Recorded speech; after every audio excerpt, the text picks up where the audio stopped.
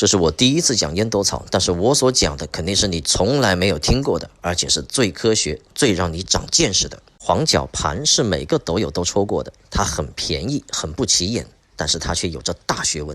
我上个视频中呢就把黄角盘给搅碎了，但是我发现搅碎的黄角盘依然非常的坚硬，一点弹性都没有。那么烟斗草为什么要做压缩处理？为什么要做的这么硬？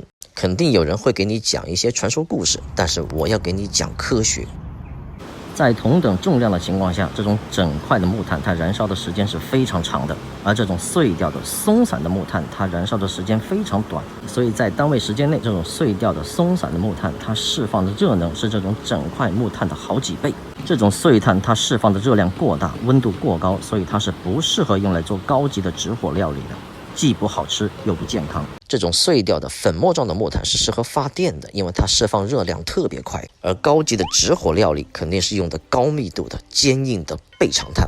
一听声音你就知道这种木炭它的密度有多大，它有多么坚硬。这种木炭特别的耐烧，普通的木炭大约30-40分钟就会烧完，倍长炭可以烧到3到6个小时。同样质量的木炭，倍长炭的燃烧时间大幅的延长，所以在单位时间内，倍长炭释放的热能是大幅减小的，也就是说它燃烧的温度也是大幅降低的。旁边呢是料理之王冠军 Avery， 我们是用炭火。炭火的话，我们在上面的温度不能太高，温度太高你油下去它会产生不好的物质，所以我们要让它表面的温度是比较低，让它下面的温度去带出它的热能来烘烤吃。高级的直火料理不仅要选择温度更低的好炭，而且要让炭进一步的老化。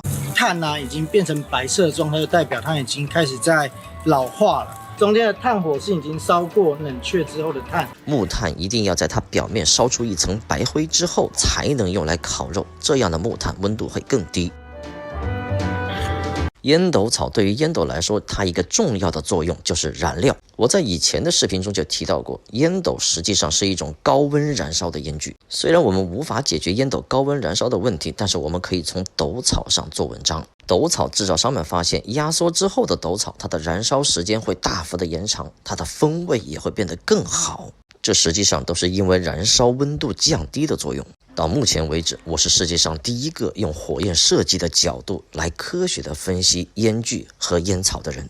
我发明的龙鞘战斗是当今世界上唯一一款用最科学的方法驯服了火焰的烟具。用过的人都会相信龙鞘战斗是征服天然烟草最好的烟具。龙鞘战斗，守护火焰最后的尊严。